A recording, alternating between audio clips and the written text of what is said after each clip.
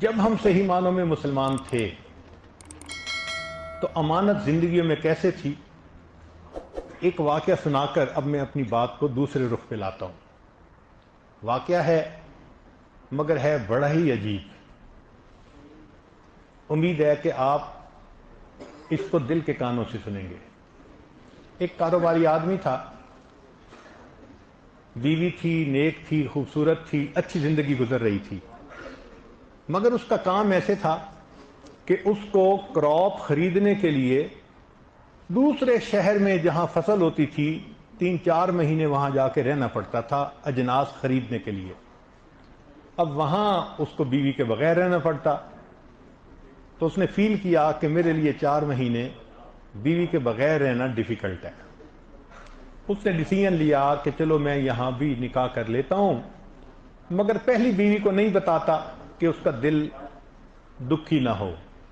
اس نے وہاں دوسرا نکاح کر لیا، کیونکہ اس زمانے میں لوگ زنا سے ڈرتے تھے، کرتے تھے تو شریعت کے مطابق کرتے تھے۔ اس نے نکاح کر لیا، اس بیوی کو مکان لے کے دے دیا۔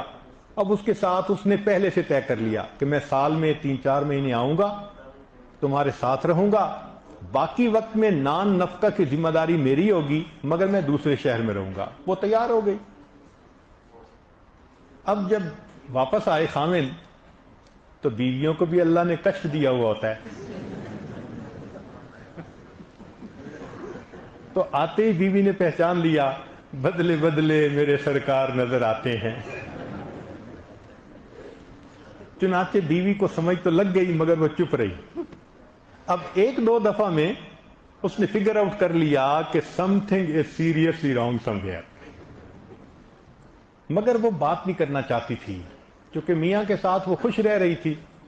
اس نے ایک بوڑھی عورت کو بلایا اور اس کو کہا کہ تجھے میں اتنے پیسے دوں گی، میرا خاوند فلاں شہر میں جاتا ہے تجارت کے لیے، 3 مہینے وہاں رہتا ہے، ذرا جاؤ اور وہاں کی جا کے مجھے خبر لا کے بتاؤ۔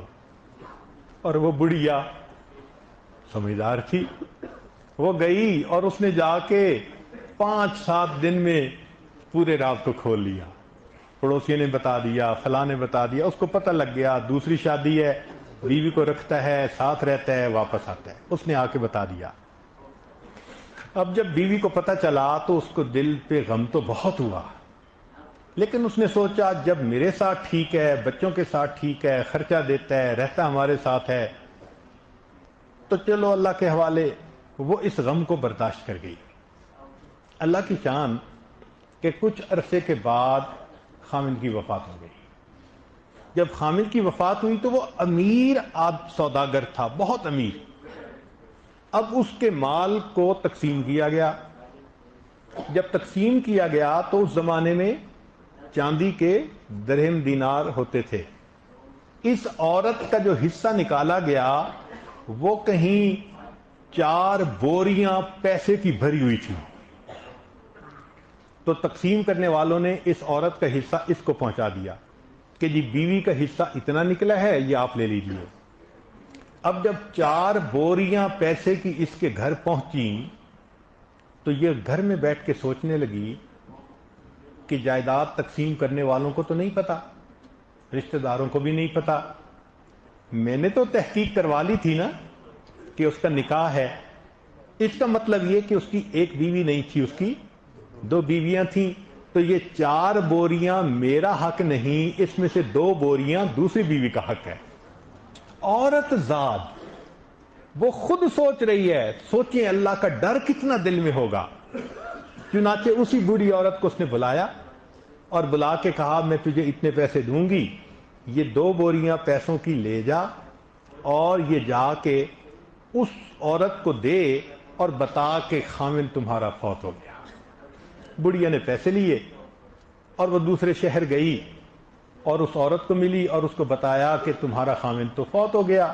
وہ بہت روئی، بہت روئی۔ پھر اس نے کہا کہ جی اس کی جو پہلی بیوی تھی اس کو 4 بوریاں حصے میں ملی تھیں اور اس نے 2 بوریاں تمہارے حصے کی تمہیں بھجوا دی ہیں، یہ وراثت میں تمہارا حق ہے۔ تو جب اس نے 2 بوریاں اس کو دیں تو وہ اور زیادہ روئی اس نے کہا اتنا کیوں رو رہی ہو؟ اس نے کہا کہ یہ بوریاں میری طرف سے لے جاؤ اور اس پہلی بیوی کو واپس کر دو۔ اس نے کہا کیوں؟